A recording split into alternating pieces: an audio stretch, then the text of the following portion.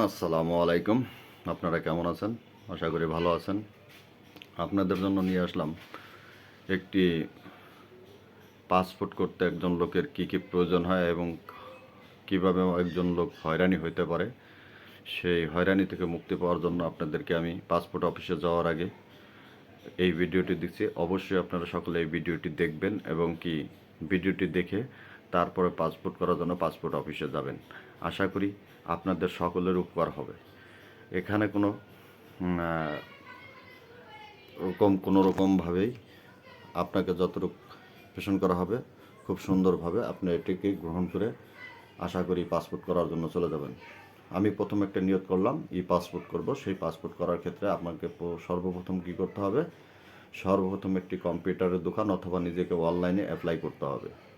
অনলাইনে অ্যাপ্লাই করতে হলে আপনাকে কী কী লাগবে? প্রথমেই আপনার কাছে রাখতে হবে সর্বপ্রথম একটি ভোটার আইডি কার্ড, 18 বছর নিবন্ধন certificate, married voter ID card যদি ম্যারিড হয়ে থাকেন।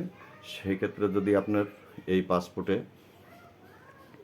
কোনো রকমভাবে আপনি যদি নির্ভুলভাবে করতে চান, কোনো ঘর থেকে করার পর অবশ্যই আপনি চেক দিবেন আপনার সমস্ত নাম বা কোনো কাগজপত্র সকল কিছু বায়োডাটা ঠিক আছে কিনা।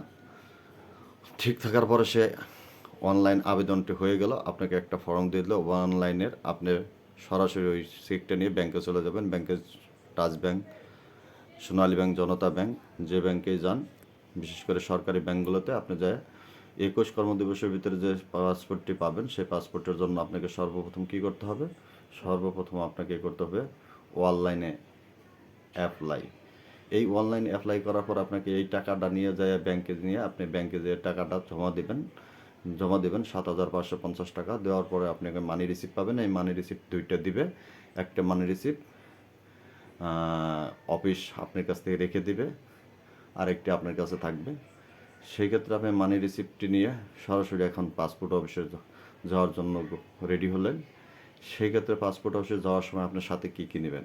1 নম্বরে ভোটার আইডি কার্ড, 2 নম্বর নিবন্ধন সার্টিফিকেট যদি থাকে বা 18 বছরের নিচে হলে চেয়ারম্যানের সনদ, এবং চেয়ারম্যানের সনদ যদি না থাকে সেক্ষেত্রে এসএসসি পাসের ভ্যালিড যে অরিজিনাল ফটোকপি ও সত্যায়িত কপি হতে পারে, যে এসএসসি পাসের certificate, original voter ID card, এবং এ নিয়ে আপনি চলে যাবেন পাসপোর্ট অফিসে। এবং সামরিক বাহিনীর জন্য অবশ্যই তার সাথে নিতে হবে খালাসি বই, আইডি কার্ড, এবং যারা রিটায়ার্ড পারসন তাদের জন্য এই যে বেতনটা হয় বেতনের মেসেজটা, যদি মেসেজ নাও হয় সেক্ষেত্রে আপনাকে খালাসি বই এবং আইডি কার্ডটা অবশ্যই কনফার্ম করে নিয়ে যাবেন।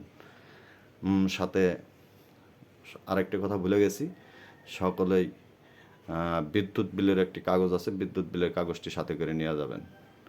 নিয়ে গেলে আপনি ওই জায়গায় যাওয়ার পরে এগুলো জমা দিলেই আপনাকে সিরিয়ালে দাঁড়ানোর পরেই তারা এটা যাচাই বাছাই করে আপনাকে পাসপোর্ট দেওয়ার জন্য তারা ফিঙ্গার প্রিন্ট নেবে পাঠাবে।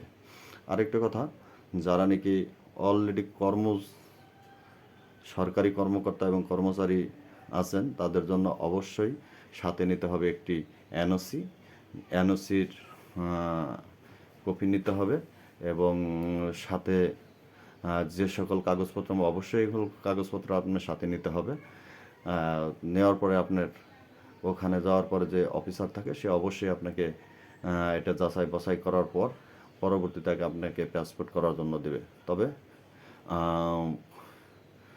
এই ক্ষেত্রে সামরিক বাহিনী বা যে ক্ষেত্রেই সরকারি কর্মকর্তা কর্মচারী হতে পারেন, এনওসি এবং রিটায়ার্ডের জন্য বাধ্যতামূলক যেটা আমাদের খালাসি বই বলে, এবং ভোটার আইডি কার্ড, এবং কি যদি আপনাদেরকে কোনো আইডি কার্ড দিয়ে থাকে পেনশনের সময় ওই আইডি কার্ডটা সাথে নিয়ে যাবেন। সে যখন চেক ব্যাক করে দেখবে আপনি অবশ্যই পাসপোর্টের জন্য ভ্যালিডিটি হয়ে যাবেন। ইনশাল্লাহ দোয়া করি আপনারা ভিডিওটি সবাই দেখবেন। এবং আমি আর একটা কথাই বলতে চেয়েছিলাম যে হয়রানির ক্ষেত্রে আমি যাওয়ার সময় আমার ভোটার আইডি কার্ডটা ভুলে আমি নেইনি পরবর্তী, এবং পল্লী বিদ্যুতের যে বিদ্যুৎ বিলের কাগজটিও নেইনি। সেই ক্ষেত্রে আমাকে আবার নতুন করে বাসায় এসে নিয়ে আবার পাসপোর্ট অফিসে যেতে হয়েছে। তাই ঢাকার ভিতরে যারা করবেন অবশ্যই অবশ্যই তারা ভুল করবেন না, কারণ একটু যদি ভুল করেন তাহলে জ্যামে হয়তো দিনটাই আপনার বরবাদ হয়ে যাবে। ইনশাল্লাহ সকলের জন্য আমি তারপরেও যে সকল কাগজপত্র লাগে আমি ভিডিওর মাঝামাঝি একটি জায়গা আপনাদেরকে নোট করে দেব। যাওয়ার সময় অবশ্যই কাগজপত্রগুলো নিয়ে যাবেন। ইনশাল্লাহ ভালো থাকেন।